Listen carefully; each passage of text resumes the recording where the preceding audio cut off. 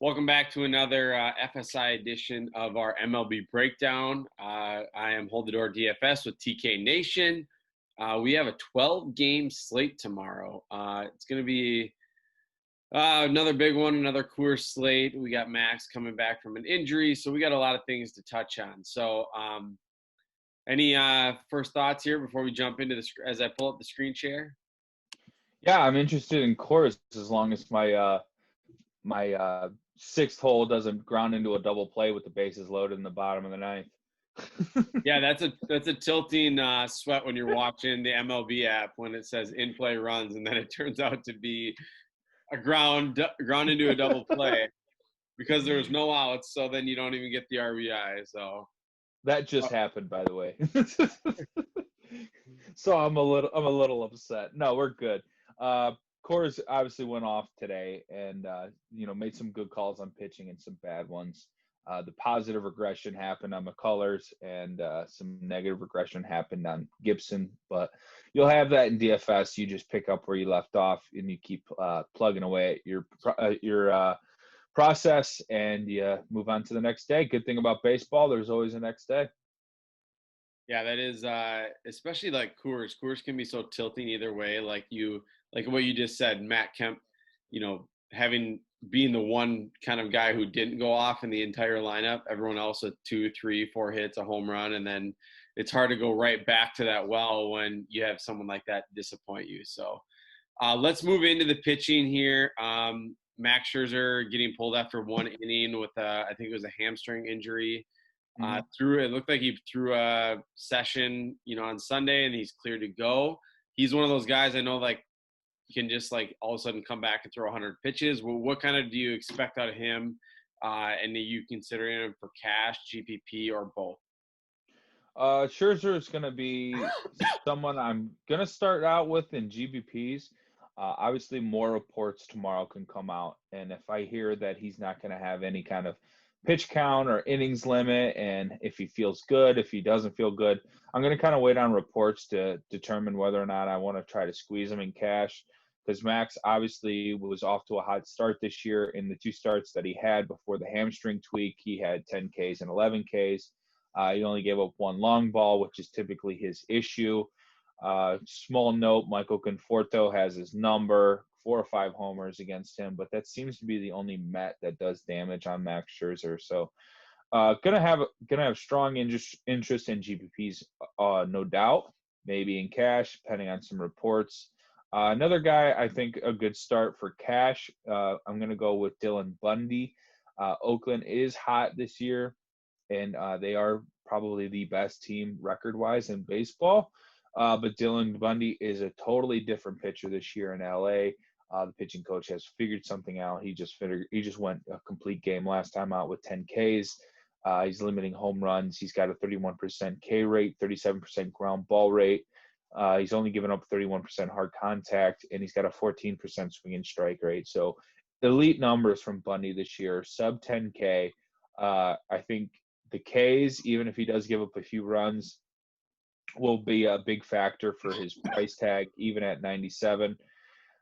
But yeah, big fan of Bundy tomorrow. What do you think about some of these pitchers up here in the 9K range?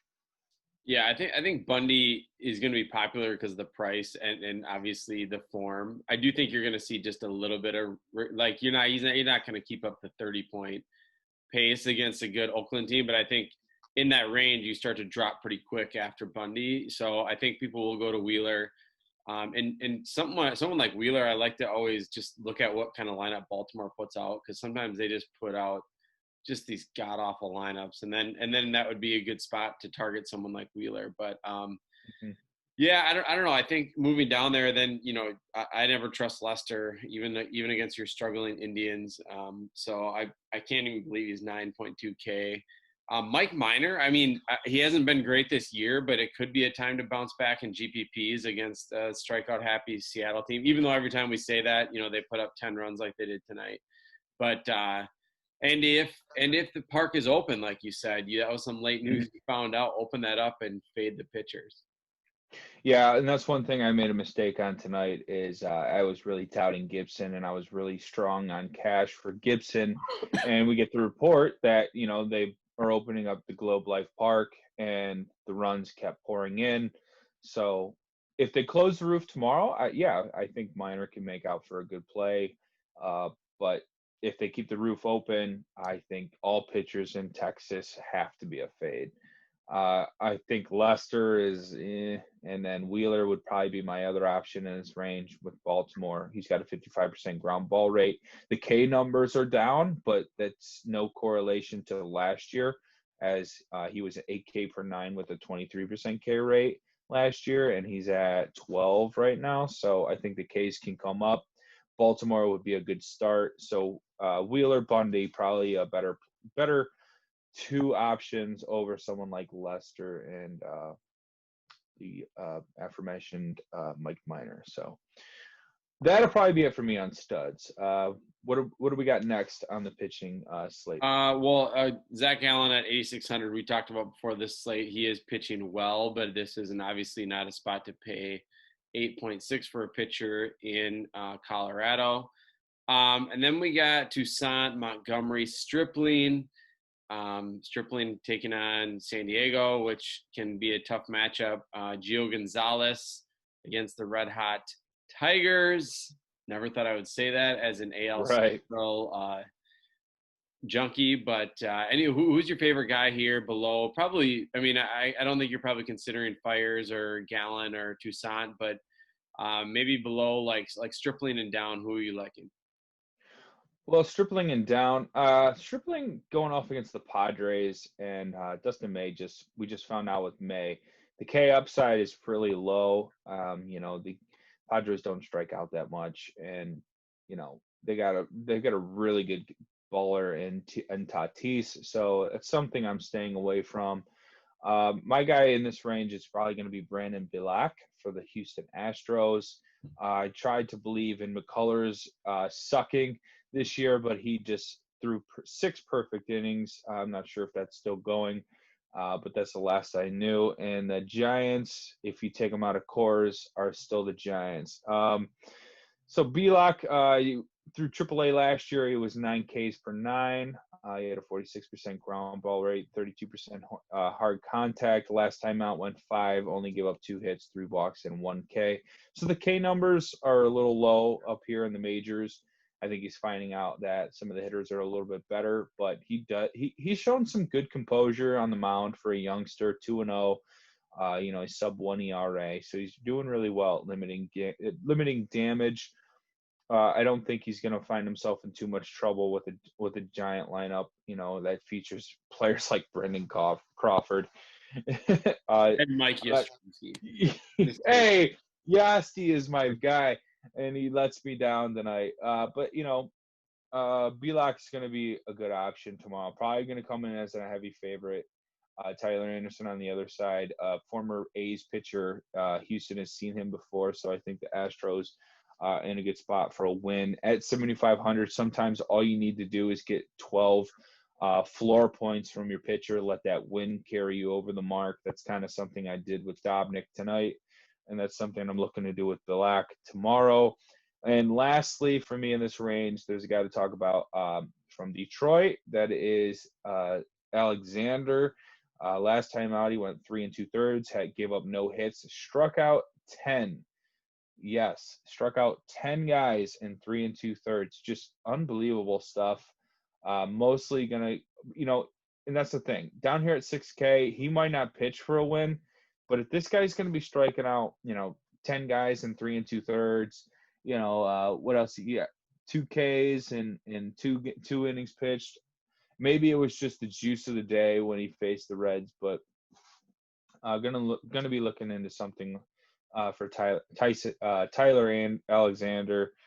Maybe a dart throw for GPPs to maybe fit Coors and Max Scherzer. I thought it was a worthy idea. What do you think? I think in at 6K, if likely he won't qualify for the win, but like you said, if you can get that, even if he gets half of that, even if he gets 10 points at 6K, you're feeling pretty happy about that. I do think people might go back to Lindblom just because he's been serviceable over the last couple starts at 5,800. I know it's against my Twins. But he was my guy down here that I think will definitely gain some ownership just because his pitch count is higher. He will likely get a little bit longer leash than someone like Tyler Alexander. But obviously in a tougher matchup with the Twins. So, as even you saw tonight, Hauser was pitching fine, got into one sticky situation, and Rosario took him deep, and that was kind of the end of his night. He didn't really give up much else outside of that. It was a lot of single here, single there, and he was able to limit contact. But down here, one other former Twin that I think that is really due for some negative regression here. So don't get caught in Martin Perez. Just one of the worst long range pitchers in the majors. This guy still has a team. It's amazing. Yeah, so I don't know. Don't buy that. Even though he did 19.1 against Tampa last time, Tampa just put up 10 runs tonight. I don't think in Boston that he's going to repeat that. I think the last game he did that too was in Tampa, maybe. Yeah. Yeah, it was. It was in Tampa without Meadows. So I don't know. I don't play Martin Perez, and I don't stack against him. He's just one of those, and that's what I'm doing with Holland now too. I don't play him, and I don't stack against him. I just ignore him like he's not even a person. I know I went to a Twins game last year when Perez faced the Braves, and it was like Acuna home run, Albies home run. It was like I don't even think he made it out of the third inning. It was just like, oh my gosh. He has those games, and those games are just, are they just fantasy gold mines? But you got to know when they come, and they don't come often. Right. All right, let's hop into pit hitting here. Let's start with the Yankees here against Toussaint.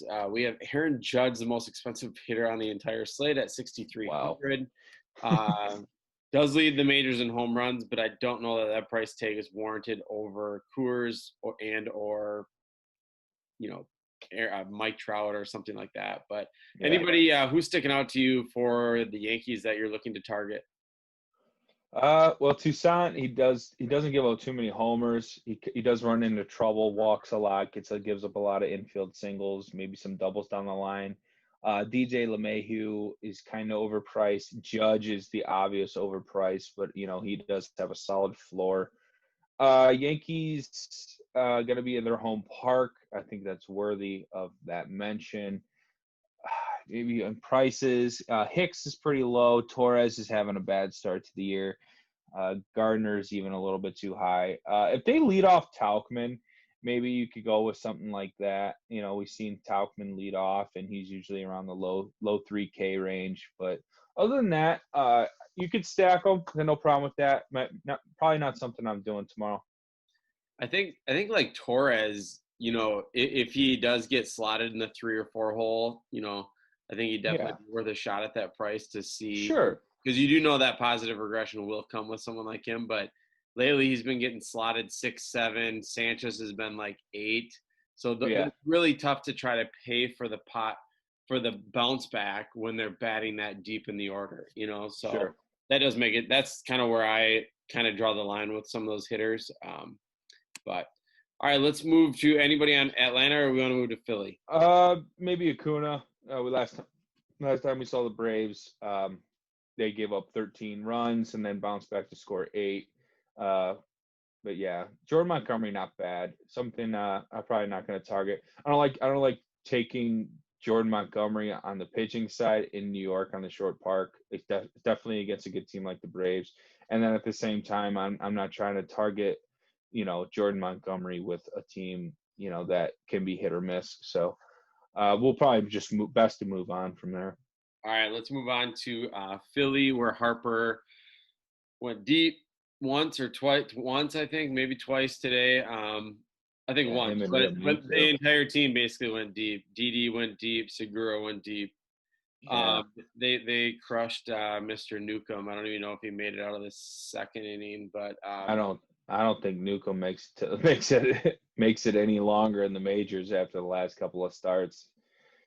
Yeah, it's been pretty rough. I think he wouldn't be if they had any other options, but with Soroka and is it Fulte is the other one that's out right now? They designated Fulte and Soroka towards Achilles. Yeah, so I think they're out of options. But right against Cobb here, I'm assuming, the usual suspects like Harper, Real Muto. Yeah. It is interesting to finally see Real Muto's price over 5K for a catcher. I think he's become so popular in a lot of builds when you're like 4,500, but you're the only catcher hitting in the 4-hole. Right. Then so I think the price increase will spread the ownership out a little bit. Anybody else, Harper, Real Muto? Anybody else you're looking to attack Cobb with? Big guy on the slate for me here would probably be Didi, 4,300 at shortstop. Just coming off the Grand Slam. Cobb used to pitch for the Rays back in the day, and Didi obviously coming from the AL East when he played for the Yankees. So there's interest there. With some at bats logged. Maybe Hoskins is still cheap, but Hoskins isn't really flashing that power he once was when he first came up. But don't mind something like Harper, Real Muto, Didi, and a McCutchen stack, and then that would probably be it.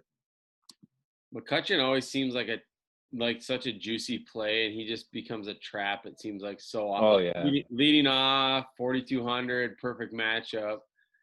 Just he gets out, and then the stack goes off. He gets out, and then it's like Hoskins on, Harper double, Real Muto bomb. Oh, where's McCutchen? Oh yeah, he was the first out of the inning, at the top of the lineup. So yeah, McCutchen only goes off when he's like 56% owned. Right. And you don't have him. That's the only time he goes off. All right, the Cubbies against Pluco. Again, priced up pretty aggressively at the top end with Rizzo and Baez. Who do you like here for Chicago? You could just pretty much name anyone in the lineup. I'm gonna like him. Pluco is a homer machine. Watched this guy pitch in Cleveland for a couple years now. All this guy does is throw meatballs over the plate. His changeup and slider is nothing to scream about. There's a reason he was moved to the bullpen. Obviously, this was supposed to be Mike Clevenger's start, but Clevenger and Plesac were quarantined by the tribe because of breaking protocol. So they're going to slot their long reliever Pluco, who's not really meant to be through the lineup twice. I think you're going to see some mixed results in the first time through, but when we get into the second time through, Pluco is going to be giving up bombs like he always does. Rizzo, Baez, Schwarber. I mean, all the big hitters here are viable. I think a stack is viable. So if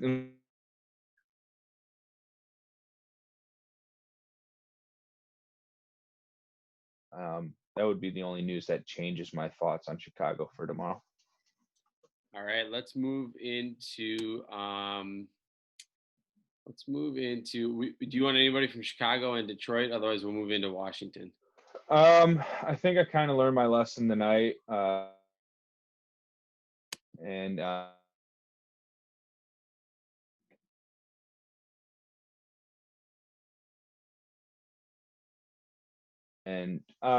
Jacoby Jones probably be an interest for me. For the Tigers, he's been leading their team in homers, RBIs, and average. And he bats out of the 9-hole. He kind of gets low ownership for that specific reason. But he's obviously one of their better hitters that they love to just not play at the top of their lineup. So I guess I can keep going to that and as a punt in GBPs. But other than that, nothing on the Tigers. Chicago going up against Tyler Alexander. They're going to strike out, but at the same time, I feel like they could be in some spots to hit some homers. Just who is the big question mark? Luis Robert did not start today, but he does hit lefties pretty well. Moncada, Eloy Jimenez, and Abreu just left the game tonight, so probably stay away, and we'll move on. I think Jacoby Jones' home run was inside the Parker, wasn't it? Oh, was it? Oh my, I didn't know that. Yeah, I think it was. I don't know why I was looking at their game log, but I think it was an inside the park home run. Jeez, wow. Yeah, any way you get it done, right? Yeah. All right, Washington stack I think is definitely in play here against Rick Porcello. Juan Soto has just been on an absolute tear since coming back, or kind of getting to the party late, I guess is the best way to say it. Trey Turner, I think he had a bomb tonight too, but he has been a little bit disappointing.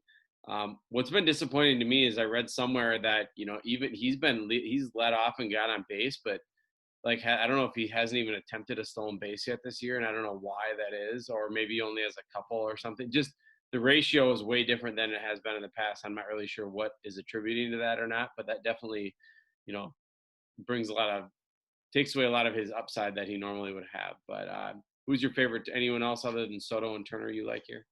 That's really interesting on Turner. I didn't know the stolen base attempts were down. I'll have to look into that. But yeah, Soto obviously caught my eye. I played him tonight in GBPs with the lefty-lefty matchup.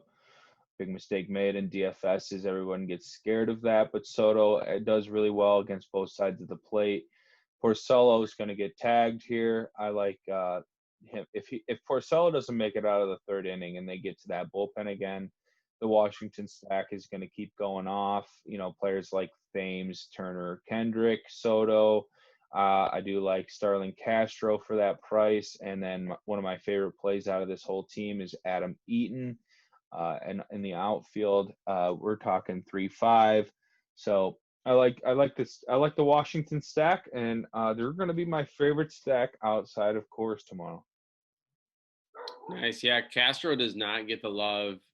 I mean, he has not hitting the bombs, but he's 7-8 DK every single slate. Yeah, I mean the price helps that that output. So the Boston Tampa Bay game, either side. I mean, I know you don't love targeting against Perez, and I guess the price tags. There's not really a lot of hitters that just like stand out other than Meadows, but Lowe's been decent.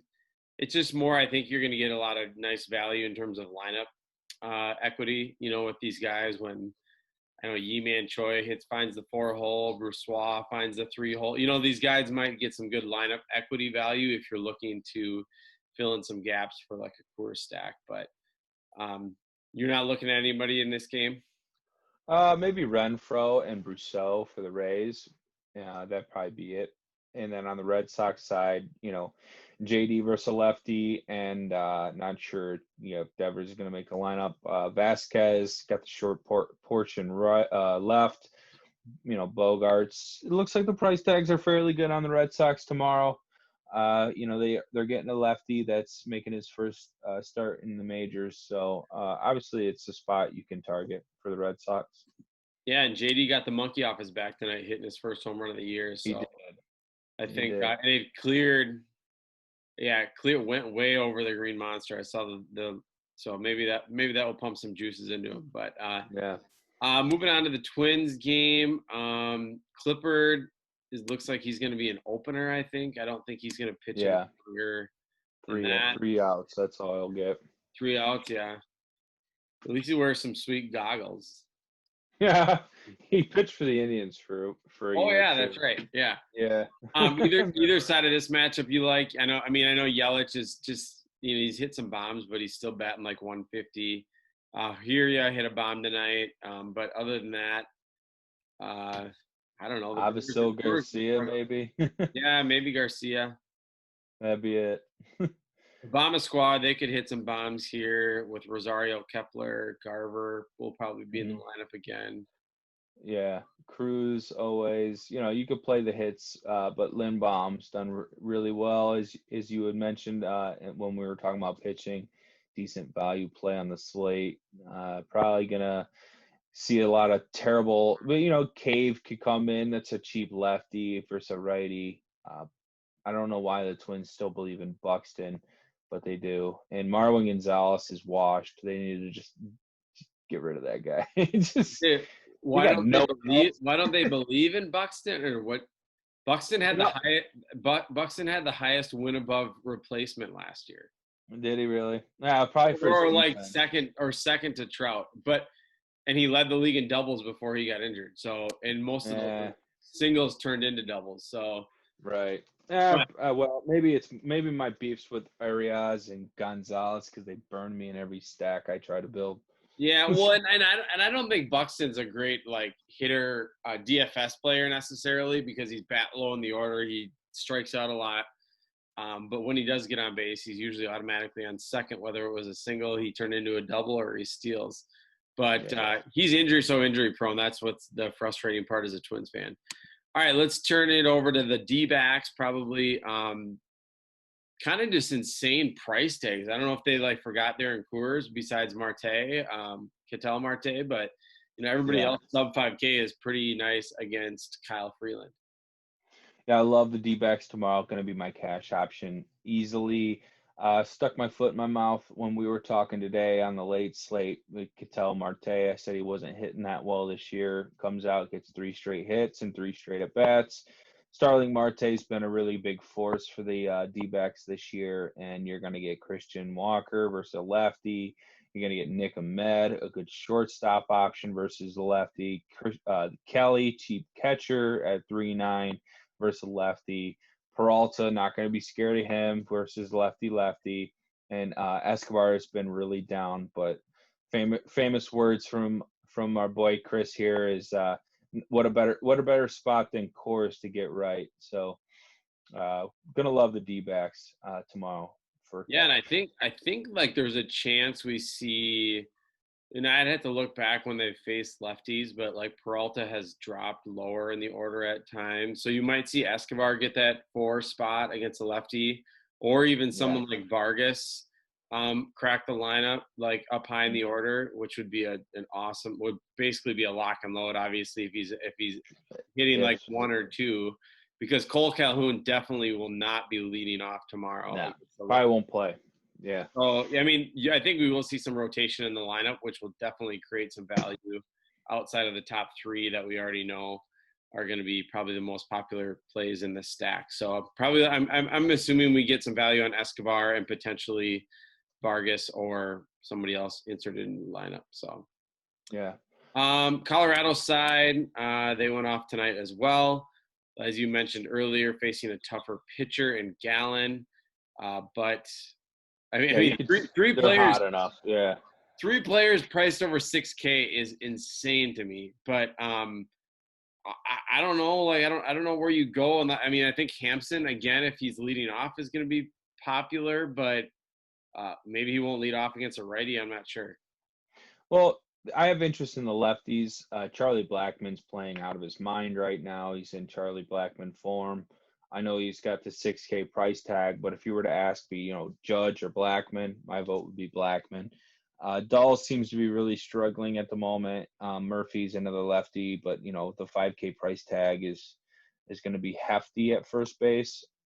Sam Hilliard, pretty cheap lefty, but he's going to be in the bottom of the lineup. And Tapia is another lefty, but he's only 4K. But more interest on the D-backs and Blackman than anything else. Maybe Ryan McCann. So can't rule out the Rockies. You kind of play both sides, but I'm going to have more Arizona than I will Colorado. Yeah, the tough part with me with Tapia and Hilliard is once it gets late in the game when they bring in that lefty, those are the guys that get pinch hit for. And then now you got 2 at bats against and then if you didn't do well in those platoon advantage at bats and then you get subbed out, someone like Chavez does the same thing a lot, but Texas and Seattle, we have Marco Gonzalez, who's on every slate we break down. Yes, the streak lives on. So are you targeting anybody on the Rangers bats against Marco Gonzalez tomorrow? Their best 2 hitters are lefties against Marco. Solak had a home run basically given to him off of someone's glove the other night I saw. Yeah. They went for the catch and it literally bounced in and out of his glove, bounced over the Jose Canseco. Yeah. I have interest in Gallo. He had good BVP versus Marco, a couple bombs. Since you choose another guy that does really well with the lefty-lefty matchup, Todd Frazier is batting his life off in Texas. If they open this park and we get Todd Frazier versus a lefty, 4-1, going to be a lock for me at first base, especially when Coors doesn't really call for a big first baseman other than Walker. So Frazier's probably somebody I'm going to stick in a Colorado stack, and I take Murphy out of that stack and go with Todd Frazier. Just crushing the ball right now, and he's doing really well getting on base. So I like me some Todd Frazier and Joey Gallo from this side. Not much interest in Seattle. Maybe maybe Kyle Lewis versus a lefty. If they open the ballpark, Dylan Moore does pretty well against lefties. But other than that, I guess maybe Austin Nola. His price is getting up there now, but he was a good cheap catcher. But yeah, I think Christian Kelly at 3.9 is going to be a better option for me at catcher. Yeah, I think maybe if he gets that, 2 spot in the order that him and Dylan Moore keep fighting over, then he might get some ownership. But we got 3 games left. We got Houston against, and we'll focus on the Houston side here, not the Giants. Yeah. Bregman at 5.8, Altuve at 5.4. Again, the tough part for me to swallow on some of these prices is that you always are keeping Coors and the Coors game in mind. So you're like, how much can I go here? And for me as a cash guy, Bregman, it's like, well, I'm not going to play him for $200 less than Arenado, but or somebody like Marte, I think, who might have I forgot what his other eligibility position is, but anybody here that you like? I think you could stack them, but I'm not going to do it, and I think it'll be a stay away for me.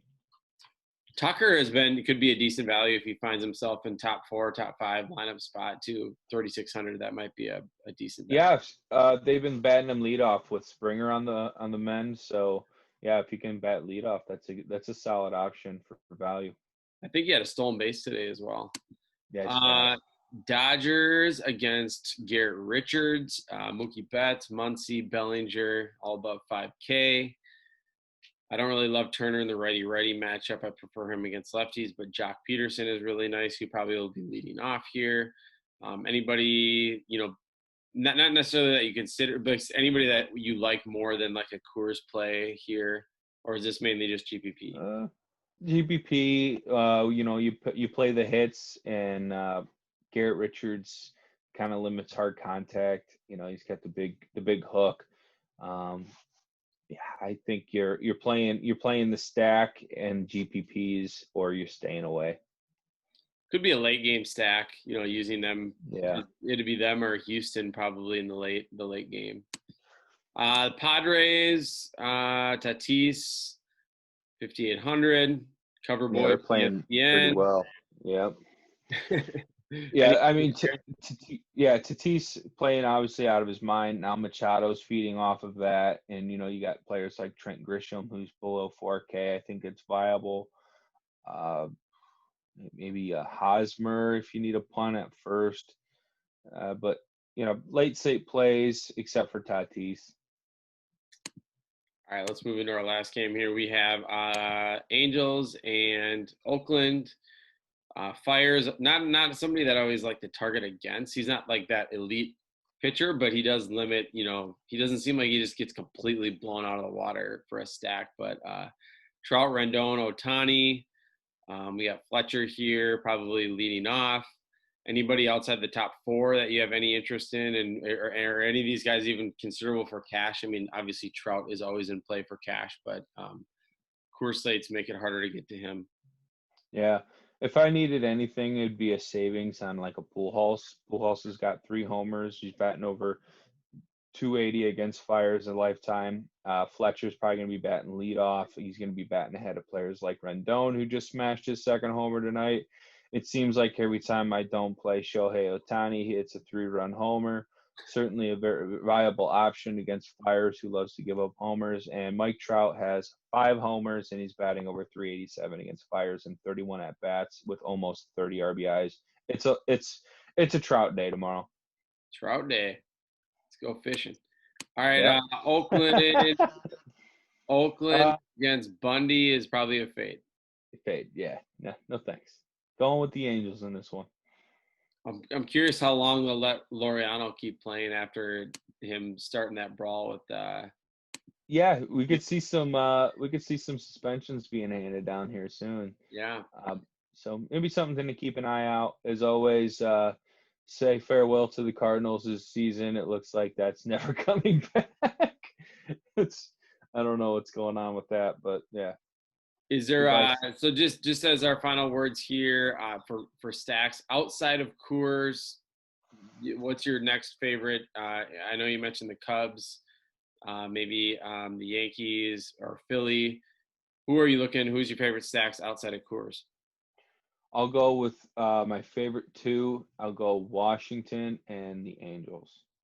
Washington and the Angels. Nice.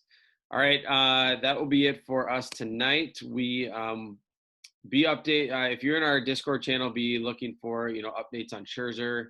TK will have the cores posted for all the classic slates, and I will get the cores posted for Showdown. And if you're also looking to find some of those other niche slates like the late slate and the short slates, I know not all the providers are providing that out there. So that is one thing that we do love at FSI is those niche slates, because I think that's where I find a lot of below average players, especially in the head-to-head pool. So I think that you can find them in cash games and GPP as well. Awesome. Yeah. Couldn't agree more. We do a really good job of helping everyone get, all the slates provided. Like as always, like and subscribe our videos. We appreciate your help. Help us reach our goal for 1,000 subscribers by football. But yeah, as always, you can find me on Twitter at TKNation47. Thank you as always, Chris. I'll let you close us out. All right, we are off.